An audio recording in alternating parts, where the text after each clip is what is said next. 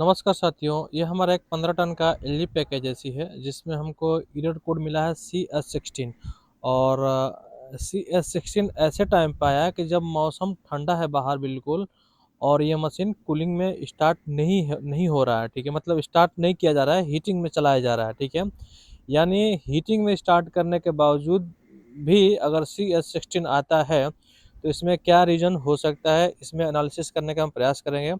क्योंकि CS16 pressure से related है और ये लो प्रेशर से रिलेटेड है। और जाहिर सी बात है कि जब ठंडी में हम हीटर का यूज करते हैं तो ना ही कंप्रेसर चलता है, ना ही प्रेशर इंक्रीज होता है और डिक्रीज होता है। ठीक है, तो आखिर में हीटर में स्टार्ट करने के टाइम CS16 क्यों आता है 15 टन के मशीन में, या 10 टन के मशीन में, या 25 टन के मशीन में, ये चीज़ हम इस मशीन पे देखेंगे। तो चलिए हम पहले आउटडोर के पास चलते हैं। देखिए साथियों, ये हमारा आउटडोर है, मतलब ये हमारा पैकेज है जो रूफ टॉप पे लगा हुआ है हमारा। ठीक है, और इस मशीन को जब हम हीटर में चला रहे थे तो इसमें हमको कंप्लेंट मिला कि एरर कोड डिस्प्ले में CS16 आ गया है।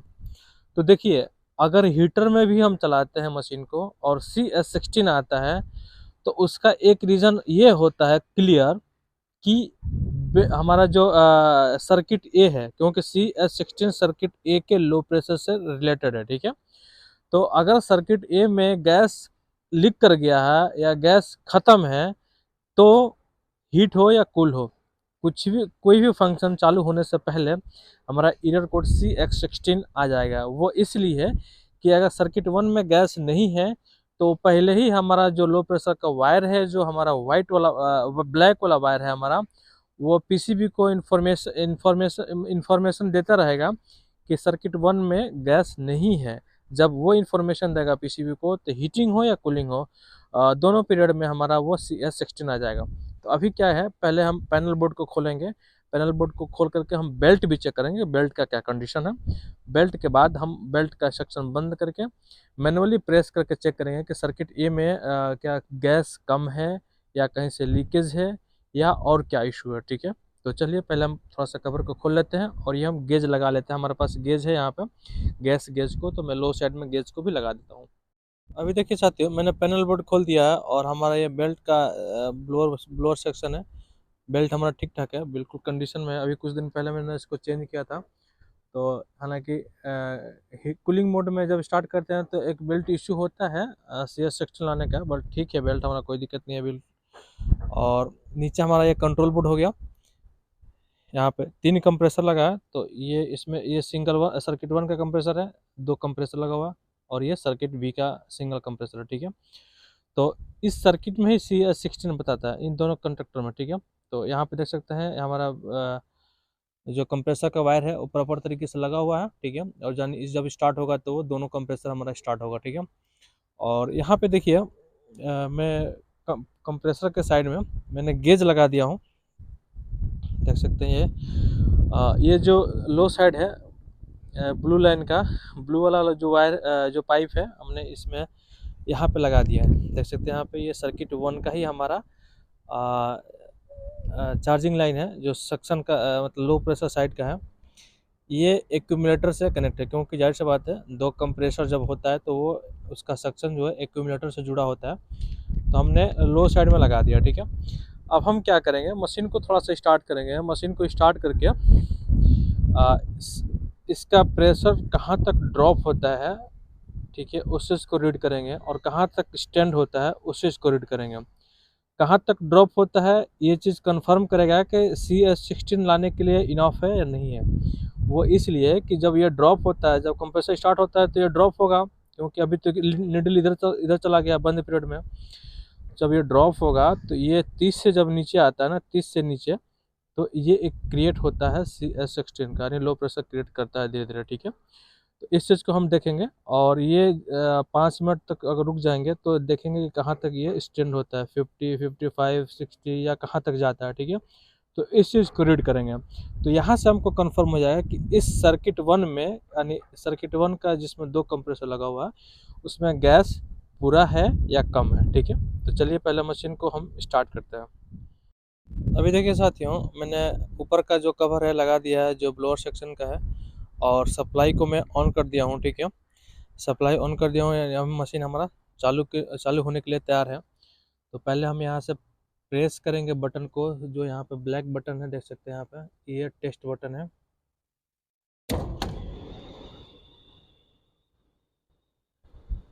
तो ये हमारा ब्लोअर चल गया।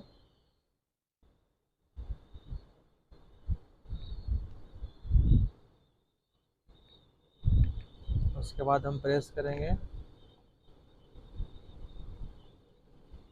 फिर से प्रेस करेंगे।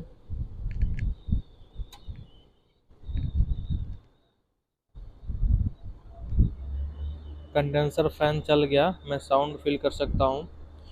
अब जब प्रेस करेंगे तो ये दोनों कंप्रेसर चलेगा हमारा, ये सर्किट ए का। तो हम पहले इसको स्टार्ट कर लेते हैं। एम्पियर तो हम बाद में भी चेक कर लेंगे रनिंग में कितना आ रहा है, ठीक है। तो फिर से प्रेस करेंगे इसको।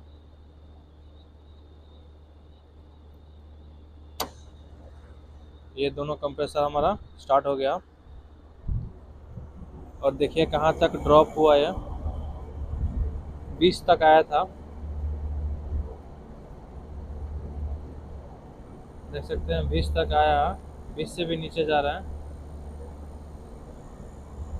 20 से भी नीचे जा रहा है, देखिए 10 गया।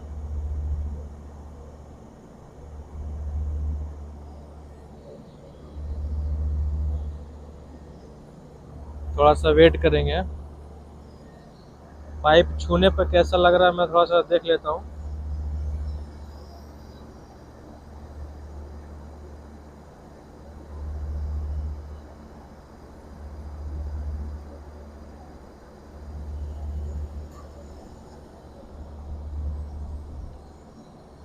पाइप छूने पर उतना ठंडा नहीं लग रहा है, बट देखिए अभी प्रेशर इंक्रीज हो रहा है, 35 के आसपास गया।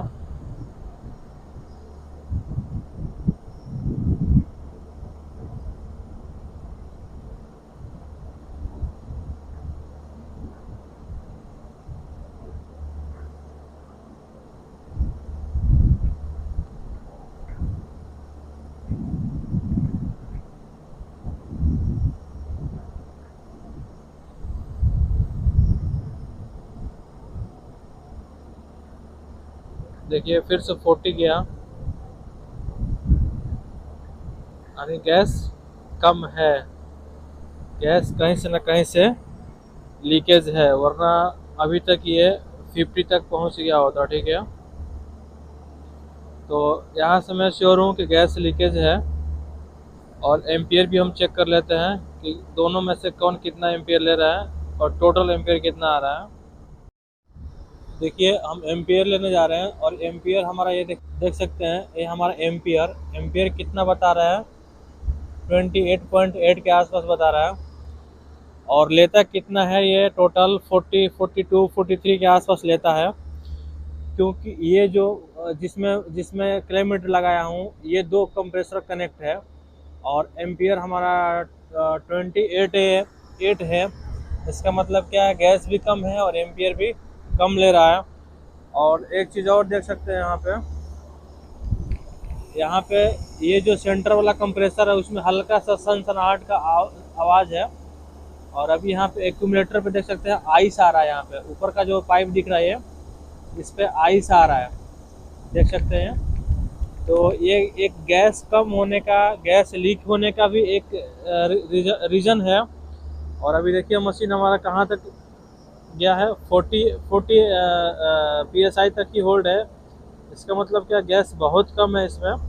तो अभी मैं इसमें क्या करूँगा, चलिए पहले मशीन को हम बंद कर लेते हैं। अभी देखिए साथियों, गैस तो लीकेज है, हमको पता चल गया। वो इसलिए इसका जो प्रेशर है स्टार्टिंग टाइम में 20 से भी नीचे आ गया था, और रनिंग टाइम में 40 के आसपास जाकर होल्ड हो रहा है। और एम्पियर की बात है तो एम्पियर इसका 28 एम्पियर ले रहा है सीरीज लाइन में, यानी दो कंप्रेसर का जो एम्पियर है 28.8 के आसपास आ रहा है, ठीक है। तो इससे क्लियर हो गया कि सर्किट 1 में गैस कम है, कहीं से ना कहीं से लीकेज है, ठीक है। तो अभी देखिए मैं इसमें करने क्या जा रहा हूँ, जो लीकेज का इशू है मैं उसको सॉल्व अभी नहीं करूँगा, क्योंकि मौसम अभी ठंडा हो रहा है, ठीक है? ठंडी के मौसम शुरू हो रहा है। तो अभी जो किराएदार हैं वो हीटर का ही यूज़ करेंगे। तो मैं इसमें एक अपना दिमाग लगाने क्या जा रहा हूँ, वो चीज़ दिखाने जा रहा हूँ, ठीक है? देखिए, अ, इस सर्किट में हालाँकि सप्लाई बंद कर दिया हूँ, तो मैं श्योर हूँ कि कहीं सप्लाई नहीं है, वोल्टेज नहीं है। इस कंप्रेसर में एरर कोड आ रहा है CS16, ठीक है? रनिंग में आ रहा है, ठीक है? तो मैं क्या करूँगा, इन सबका कंप्रेसर जो है डिस्कनेक्ट करके नीचे कर दूँगा। तो ये कॉन्ट्रैक्टर सिस्टम वाइज़ ऑन होगा, लेकिन हमारा ये दोनों कंप्रेसर नहीं चलेगा। तो जब कंप्रेसर नहीं चलेगा तो लो प्रेशर क्रिएट नहीं होगा, लो प्रेशर क्रिएट नहीं होगा तो सिर्फ एक कंप्रेसर चलेगा सर्किट बी का, ठीक है? जब सर्किट बी का कंप्रेसर चलेगा तो अगर वो लोग कूलिंग में उन लोगों को स्टार्ट करना होगा तो एक कंप्रेसर इनफ है ठंडी के मौसम में कूलिंग के लिए। लेकिन जब उनको हीटर चाहिए तो हीटर का कोई दिक्कत नहीं, हीटर तो बिना कंप्रेसर का ही चलता है, ठीक है? तो मैं सिर्फ इन दोनों कंप्रेसर का वायर को डिस्कनेक्ट करके नीचे गिरा दूंगा, ठीक है? और फिर मैं मशीन को स्टार्ट कर दूंगा, ठीक है? तो ये काम मैं करने जा रहा हूँ। और एक चीज़ और ध्यान में रखिए, अगर मान के चलिए, हालांकि अभी तो बंद पीरियड में गैस इसका 100 उससे ऊपर बता रहा है, रनिंग पीरियड में हमारा 20 के आसपास जा रहा है, ठीक है? अगर बंद पीरियड में भी अगर गैस 0-0 जाता है तो क्या करते हैं हम लोग? मान के चलिए कि इस सर्किट में गैस बिल्कुल नहीं है, ठीक है? तो इस कंप्रेसर का वायर को तो डिस्कनेक्ट करेंगे ही करेंगे, साथ में और क्या काम करेंगे देखिए मैं बता रहा हूँ। यहाँ पे जब हम आएंगे पीसीबी में, तो पीसीबी में दो कनेक्टर लगा हुआ है, एक वाइट कलर का, एक येलो कलर का। येलो कलर में ये जो ब्लैक वाला वायर है, देख सकते हैं ये ब्लैक वाला दो वायर है, हालांकि ये सेपरेट है। पहले हम जुगाड़ों कभी कभी को काम कर लेते हैं हम लोग भी। तो ये जो ब्लैक वाला वायर है, अगर इस सर्किट में गैस नहीं होता ना तो ये ब्लैक वाला वायर डिस्कनेक्ट हो जाता। मतलब डिस्कनेक्ट मतलब क्या है कि ये सप्लाई इसका कम्युनिकेशन इधर जाके इधर वापस नहीं आता, ठीक है? तो ऐसे पीरियड में कंप्रेसर चले या ना चले, CS16 आएगा, ठीक है? तो एक काम और कीजिएगा, अगर गैस बिल्कुल नहीं है इस सर्किट में तो आप इसको यहाँ से काट करके आपस में जोड़ सकते हैं टेम्प्रोरी, ठीक है?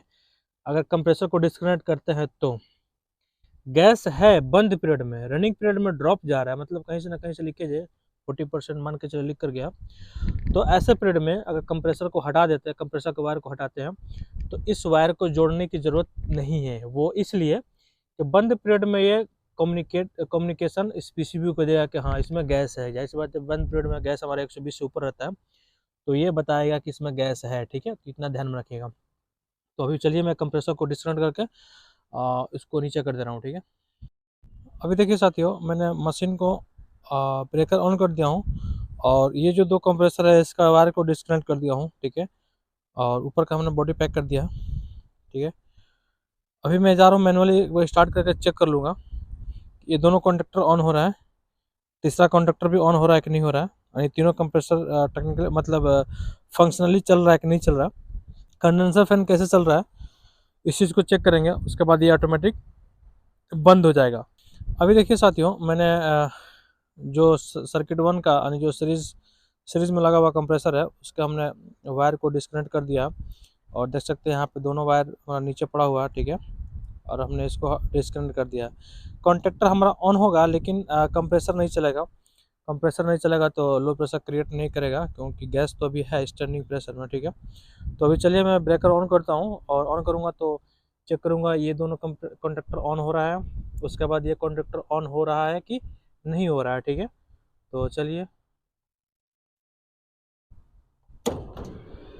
हमने पहली बार प्रेस किया, ब्लोअर मोटर स्टार्ट हो गया। आगे प्रेस करते हैं, ये पावर रिले ऑन हो गया, कंडेंसर फैन 1 स्टार्ट हो गया। दोबारा प्रेस करेंगे,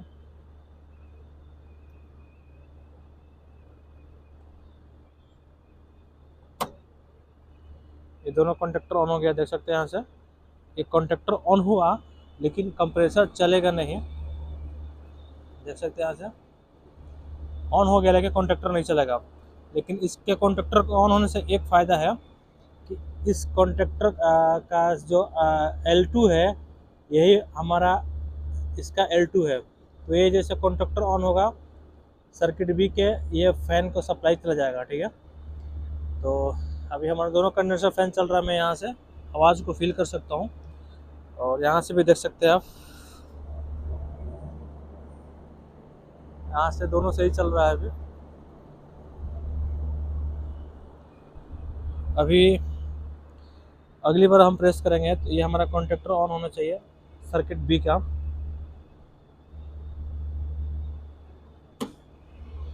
देखिए हमने इसको प्रेस कर दिया, ये ऑन हो गया। सिर्फ इसका हम एम्पियर चेक कर लेते हैं कि एम्पियर कितना ले रहा है। तो देखिए हमारा किलोमीटर है एम्पियर मोड में है, यहाँ पे एम्पियर मोड में मैंने लगा दिया है और इसका मैं यहाँ से एम्पियर चेक करूँगा।